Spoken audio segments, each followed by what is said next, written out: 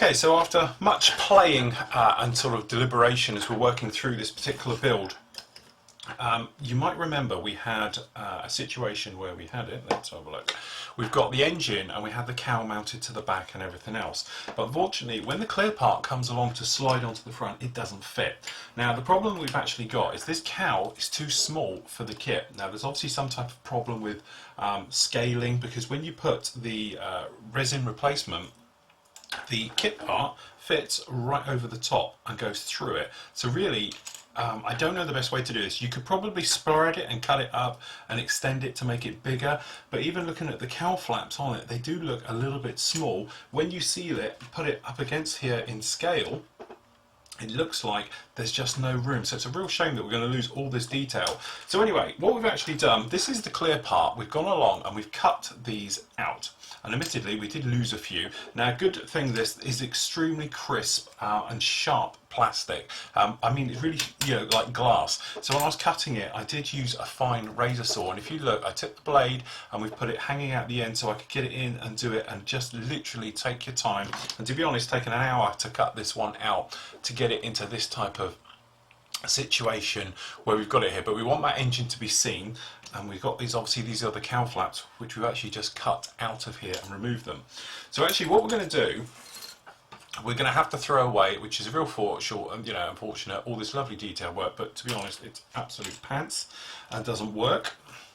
So what we're going to do, we're just going to take a tiny bit of super glue, okay, just down to one edge, and what we're going to do is just glue in this top one. So you don't need much super glue for this. Okay. Now you could use obviously normal glue, because this is not resin, he says, after putting super glue on his finger, which isn't good. Okay, so what we're going to do is just come along and we're going to slide this in and line this up in position. We want it to sit nice and square, because obviously this is going to go in with the rest of it. Okay, we just hold that a second. So we've got that in. Then we've got the same just down these bottom ones. So what we're going to do is pop a tiny bit of super glue just in this bottom one for the moment. Same thing again, I've got super glue on my finger, which doesn't help. We'll just blow that, hold that into position. So it's got a bit of a bite. Okay. Now the engine itself, we know, should, he says, slide right over this, and it's going to come through as we were expecting. Okay, so we know it will fit over the edge. So the engine, if we wanted to, could be now fitted onto here, just on the end, and then we know this will come along. Okay, and he says will fit on here just like this, and this is how it's going to show that engine off. Now unfortunately that resin one just doesn't work whatsoever, and as we said before, all this is going to be a loose fit afterwards, so obviously it can be shown all nice and open. So we're not going to glue this engine in on the front here before we do the paintwork and everything, just in case we end up losing some of the detail and obviously knocking bits off and things like that, which I'm pretty much worried about. Okay, so that will be on just like this, and as I said, the cowl then, or front end, will come along and it will sit, if he holds it with his finger, get my finger to work, you just slip it in. It's a bit of a tight fit, and because we've sawn out the bits, it makes it not as solid as you would hope. But basically it's going to sit on the front just like this. Engine will be in the inside, and so what we can do is paint all this areas all as separate, okay, and take care. Now it's a real shame, as I said, we can't use these, but as I say, don't really fit. But what we could do, if you wanted to, you could cut out some of this detail here, which is something I'm going to do, and place it onto this one, so it gives it more of a better look to it when you look down in there. But it's one of those things, is a bit of a shame. But basically what we're going to do is I'm going to bite the bullet. I'm going to cut these out so we're left with just these activators and bits and pieces just like this. Okay, and then what we'll do is we'll glue those onto the kit part, so we get the nice bit of the detail, and it does fit. As I say, real shame, and it's a real pain it hasn't worked. But there we go, it's one of those things, I haven't done it before. And as I say, at this point you could be like, it doesn't work and everything else, but we're just going to work our way around it. So we'll get those bits fitted on. Right, well, after lots of playing around, this is what we've come up with. Okay, now I know it's not a perfect fit in a lot of ways, but it's going to do what we are looking for on this particular one. So what we've got around the back here, as you can see, where we had all those big gaps, which is one thing that sort of lets this particular kit part down, we've used the resin parts and we've cut them out and we've stuck them in here. So now we've got a correct fitting, right scale and everything part, which is detailed as well. Okay, now we've used plasticard in here, so we just got a little bit of 1mm plasticard, and we've made up these little areas so it'll go in. So what happens is, we can grab the original kit part, let's bring it out a little bit more, just like this, okay, and this fits in. Then hopefully, got it the right way around and all the rest of it, wrong way up. This is it, they're all kits, the parts are specific to each one, but the part goes back on there and fits in there perfectly because it's pushing up against these. So you've got the one round the back, one round the side, and obviously we can put one round the front as well. So okay, if we pop the end on, so we've had to smooth out just a little bit around here to make it all smooth. So we've got some blue tack just on the end here just to hold this in, or dough. Okay, that holds the engine on. So now we've got this cowl should fit just very nicely, and it is a very snug fit, admittedly, but we'll go over the top. And then if we just slip that over and in.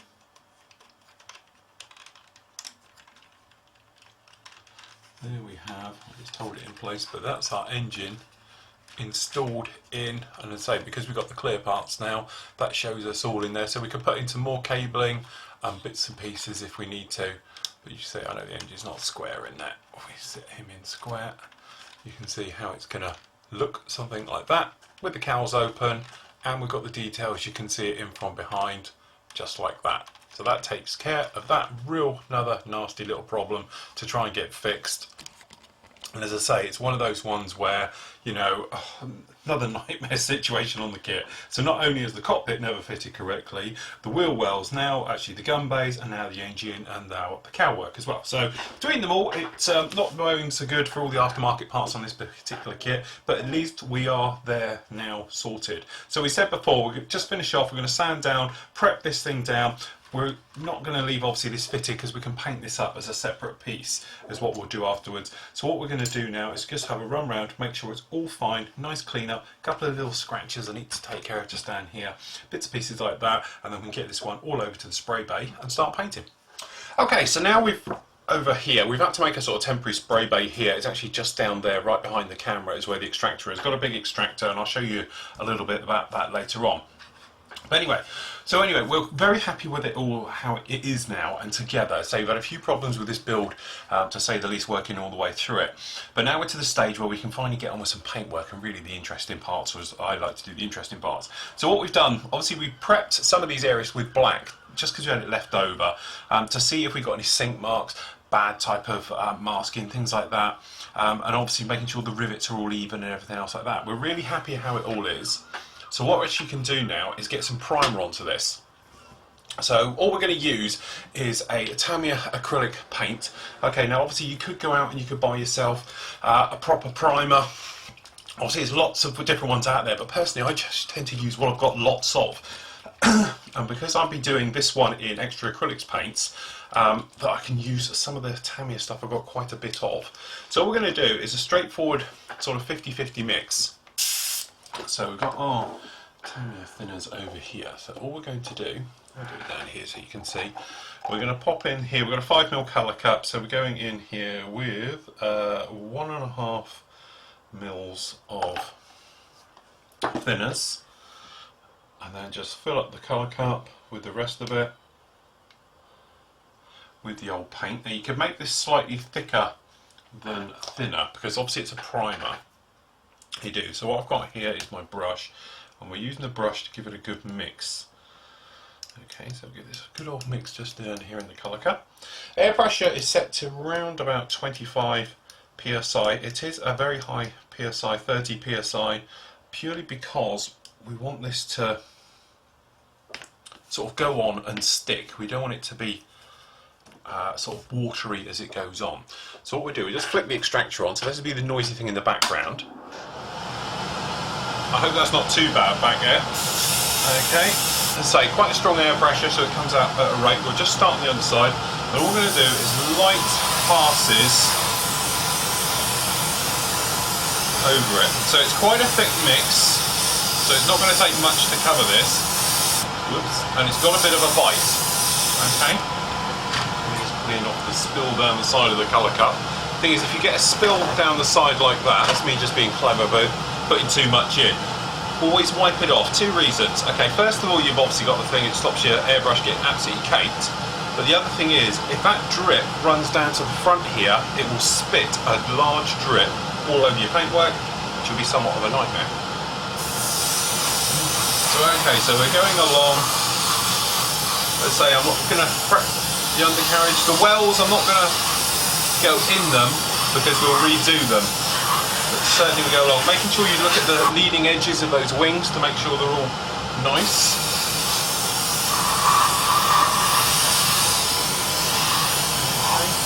Now you might be thinking as we're going through here, I've missed doing loads of bits, but a lot of this I can do after we've got the paintwork on. So we're assembling it pretty much like the real aircraft would have been done in real life, where obviously the paintwork goes on. Okay, now after a while, if you notice you're getting slight spits in your paintwork, I can probably show you in here with the white on the background. You might be able to see on the end of the nozzle, we'll bring it in very close, I'm going to bring this over here, which side is the camera. You might be able to see this little drip at the top of the needle there, and that will affect your pattern. So what you can do, you've got this type of one, you can pinch clean that off. There we go, and now it's nice and clean, and that will stop that happening. But if you get a little bit of a build-up on the end there, and it's certainly the same with the old-fashioned diffuser type, then obviously it will affect your spray pattern. Okay? So there we go. What we do, we just carry on going around this one. Now we said about it, the gun bays, I'm going to go over them and redo them, purely because I don't think they're the best they could be, because we've spent so much time going around this particular model, fixing problems, especially with all this resin work. So what I want to do is get in there afterwards and detail them up very nicely. But at this point what we're doing, we're making sure it's all in one piece. So we're looking out for perhaps panel lines which don't go all the way through. Perhaps you might see a glue mark where perhaps you've rescribed somewhere. All of a sudden you'll notice that you've missed a little bit perhaps on the rescribing and things. And obviously you're looking to make sure all your paintwork is smooth and everything. So what you can do, obviously at this point, we can go round and redo it all. Just go over these. So I'm getting a little bit of spitting. Now the spitting is actually caused by the paint being a little bit too thick and it's got something to grip to. Just be careful as you put your nail in there to clear it out, that you don't actually bend your needle. So we just hold this canopy up, go around the canopy.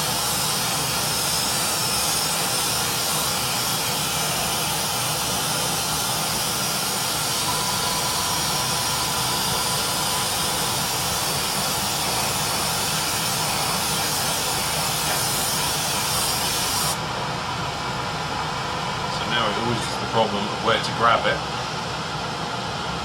and that's the beauty with acrylics, they dry very quickly and you can grab them.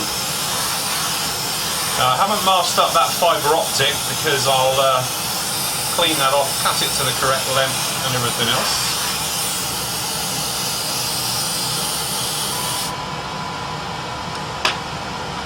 So we just go around the back here.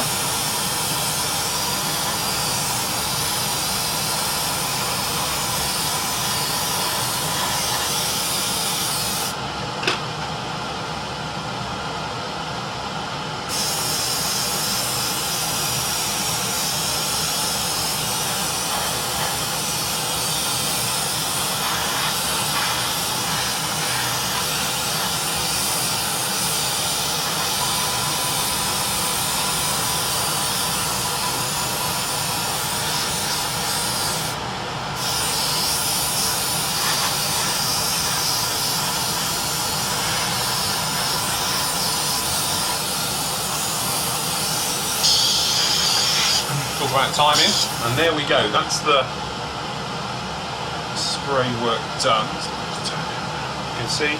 So what you're going to do now is basically go right the way over it and just look around to see. Down here, to be honest, I've got a tiny little bit of the panel line. It's where I put the new panel line in for the wing brake. That I've missed a little bit, so I need to follow that through. There's a couple of little marks on there which I'm not happy with, which I'm going to sand down. It needs a bit more polishing. So what you can do, let this totally dry off. Don't try and do it when it's slightly wet, but come back now, sand them all completely down, polish them up, use the polishing ones as well to give a nice finish. Then you can go back over. As this dries down as well, just make sure all your panel lines and your riveting detail is all okay, because as I say, you don't want to mess around with it once you get actual paint on there. So what we're going to do now, we're obviously going to prime up everything else. So we can do, obviously we've got the engine cowl here, we can then go around and do things like the wheel well covers, things like that, gun bay covers, everything's all primed up, ready for the main paint, and then we can get on with some weathering. Okay, so here we are, we've got some flat black on the go here. We've got an airbrush, so we're just going to add 50-50 mix of thinners to paint. Obviously you're not going to need tons of black going on in here. Okay, but sometimes it takes a little bit of playing just to make sure you've got the actual right consistency of your paintwork. I've got a brush here just for mixing them up.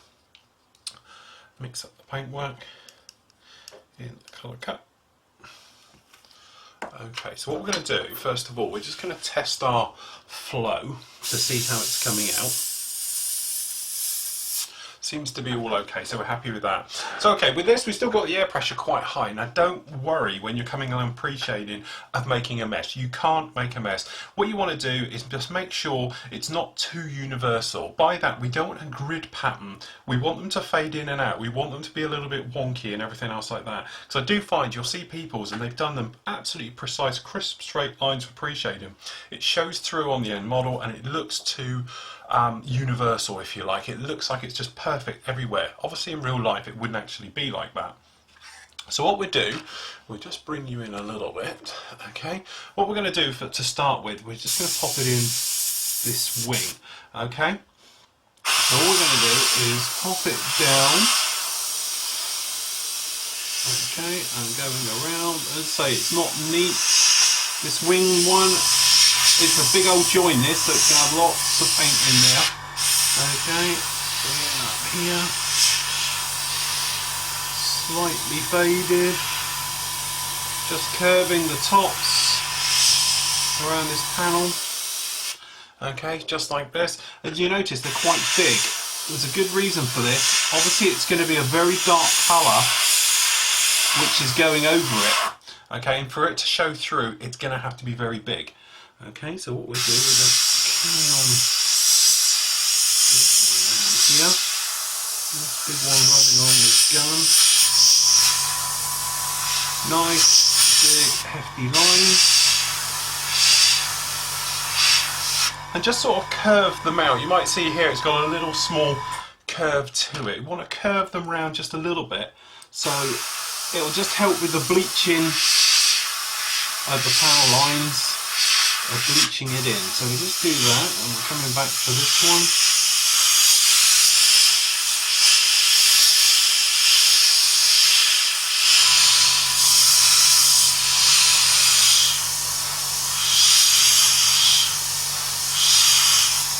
And there we go, running it around. So we're going to drop a little bit in this aileron. Just down on the ends of it as well. Same with the back of these the flap area, as you can see back here, in between them all, trailing edges, just like this, and the leading edges of the flap.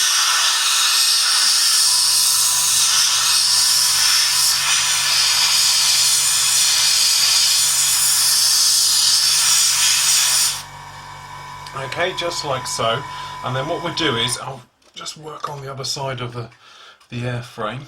So we're just going to wrap around these big old lines,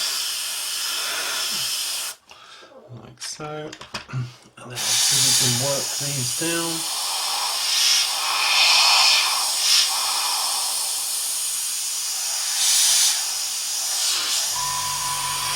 But don't worry about it looking speckly and wonky. We want it to look like this, as I say, just to break all this up, and it will help later on, and really does make a difference, because later on when we're doing it, it will really help to break it up and stop the colour looking so even.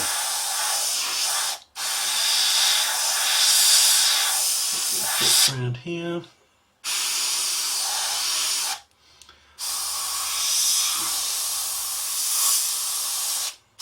Any access panels, anything else like that, they get them as well. Any lines of riveting.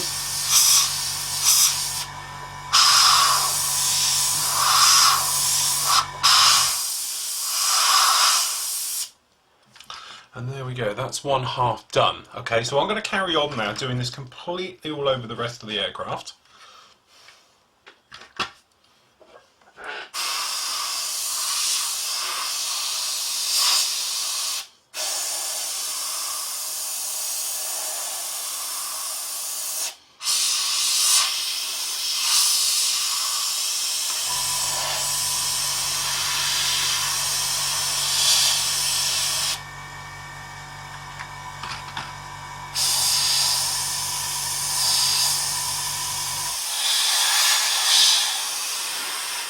Okay, so there we go, pre-shading all done, all looking really nice. Now the thing is, you need to make your choices on how you're actually going to weather this one. Are you going to do it light weathering? If you're going to do it sort of medium weathering? If you're going to do sort of just a normal light weathering, it's probably worth just painting it the single colour all the way over, and then you could do a little bit of fading just to break up some of the blue on this one, and then perhaps a panel line wash, and that would really do and suffice very nicely. But for us, what we're going to do is obviously a little bit more heavy. So the way we're going to do that, it works like a multi-layered stage. So we're going to put some silver down in various areas. Okay, now what the silver will actually do, it will give a, so when the chipping is, we can actually take the paint off around it to allow the chipping to show through. So there's different techniques of doing that, like salt and things like that. So I think we'll show you doing that one on this particular build. If you're doing it very heavy weathering, you might want to do entire panels where it's almost been torn off, the paint's come off, it's been bleached out completely and everything else like that. So what we need to do first is get some silver on this one. So obviously, you know, we've got alclads if you wanted to use it, or enamel silvers and everything, but we want to keep this pretty much as a metal colours. So what we're going to use, we're not going to use a really bright silver. Yeah, you can probably see these two here, these are citadels. So obviously we've got something here, we've got this mithril silver, and we've got this bolt gun metal as well. So obviously we want it to be sort of in scale, we're not blinding you out and everything else like that. So you could probably say, well, perhaps we'll go with something sort of in the middle, would be something like this colour here, which is chainmail. So that's what we're going to do. We're going to pop some on this. Now, if you're using these particular paints, you know, they are very, very thick. They go on fantastic if you're going to paintbrush them on by hand, but certainly if you're going to be putting them through an airbrush like we're about to do now, they are need to be very, very heavily thinned. So what we'll do, I'll just pop a lid off there. So what we'll do, we'll grab our thinners. We'll pop the thinners in first. Okay, and what we'll do, we're just going to pick up a little bit on a brush, about this much, okay, that's all it is, and we'll pop it in. So it almost looks like dirty thinners, for want of a better way, but this covers exceptionally well. And I must admit, if you want value for money, these pots of Citadel, which are Games Workshop metals, are absolutely fantastic. I should have a tiny bit more. If you're using this for actually making spraying your aircraft silver, because we're doing this as a weathering effect, it doesn't have to be particularly neat or pretty, but you're better off building up the layers. This one's going to be a little bit thicker than normal. Okay, so we just clean off the outside. But yeah, they're great value, because I've had these pots now years and they're still absolutely fantastic. So okay, next thing you need to think about is how it's going to be weathered and where it's going to be weathered. So obviously we're thinking areas where a crew and obviously maintenance are going to be working. So we're thinking obviously in this leading area here, obviously for getting in and out of the aircraft, we're thinking around panels perhaps, and obviously just around sort of joints. So perhaps where we've got panels, you know, crossing over and things like that, there might be some areas around there, perhaps wingtips where it's been handled, leading edges, perhaps it's been worn down, things like that. and then just random type of areas as well. We don't want to spray the entire thing silver. That is one option we can do. We can go along and spray this entire thing silver and go around. But what I'm going to do is just pick out a few little areas. Okay, so we're just going to check our flow. Happy with how that's coming out. Alright, so what we'll do, we'll pick out these areas up here. So we'll just spray these on silver. Okay, it's quite a wet mix. So we just take our time as it goes on, and then what we'll do is we'll pick out some other areas, and don't worry about too much of where it's going and how it's going down and on, as I say, because it really is just weather. You could almost brush this on, but because we're trying to keep it smooth, you know, we'll try and do it that it has just worked on. So what we'll do, just spray this on, and we're looking to cover. You don't want any of this showing through. You can leave obviously the pre-shading showing through as we're going to do here, but we've got to cover the basics. So we're going to do this area here, okay, and we're going to do this area up here at this wing. We'll do the same on the other side. Okay, so we're just going to low it down the scum bait. Okay, at the same time we're just going to add a little bit around the leading edges of the wings. And it won't hurt to spray in the intakes, those little dry intakes. Cut it to air to dry down. Okay, and right the way over again, back over those leading edges of the wings. Okay, around these areas. And we're just building up. So okay, obviously we've got ones around these top areas and things. We can probably do those by hand. We're not going to need them to be quite as in-depth as we've done there, but certainly we're going to need some on the underside, so we'll do exactly the same thing. We'll pick out some areas, and obviously I'm thinking the actual joint for the brake, because obviously it'd be very worn on this outside area. So for the wing brakes for the wing fold, we're going to put plenty in there. Okay, some more around this area, because what will happen is we'll do the salt chipping as well